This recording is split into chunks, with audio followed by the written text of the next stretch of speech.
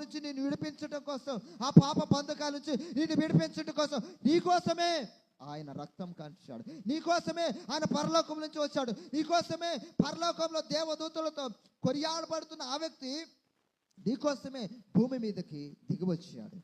హల్లెలూయా. నీకోసమే అన్న సంగతి నువ్వు తెలుసుకోవాలి. నా కోసం వస్తాడా నా దేవుడు, నా మొర ఆలకిస్తాడా నా దేవుడు అంటే అవును, నీకోసం వస్తాడు ఆయన, నీ మొర ఆలకిస్తాడు. ప్రియ సోదరుడా, ప్రియ సోదరుడా, కాబట్టి ఈ వర్తమానం ద్వారా, ఈ మాటల ద్వారా నేను చెప్పే మాట ఏమిటో తెలుసా? ఖచ్చితంగా నేను చెప్పగలను, నా దేవుడు నిన్ను చూస్తున్నాడు, చూస్తున్నాడు, చూస్తున్నాడు. కొంతమంది వ్యక్తులు దేవుడు నన్నేం చూడట్లేదులే అని పాప పనులు చేస్తూ ఉంటారు. దేవుడు నన్ను చూడట్లేదులే అని అడ్డమైన పనులు చేస్తారు. దేవుడు నన్ను చూడట్లేదులే అని ఏ పనులైనా ఎలాగైనా నడుచుకుంటూ వెళుతూ ఉంటారు.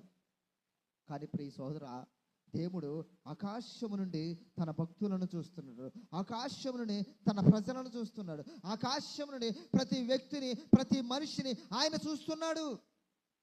వాళ్ళు ఏం చేస్తున్నారు అనేది చూస్తున్నారంట. ఒకగానొక సమయములంట దేవుడు చూస్తే అసలుకి ఒక్కొక్క మనిషి కూడా దేవుడు ఉన్నాడు, నన్ను సృష్టించిన దేవుడు సృష్టికర్త ఉన్నాడు, ఆయన ఆరాధించాలి అనే వ్యక్తులు లేకుండా అలా తిరిగేస్తున్నారంట.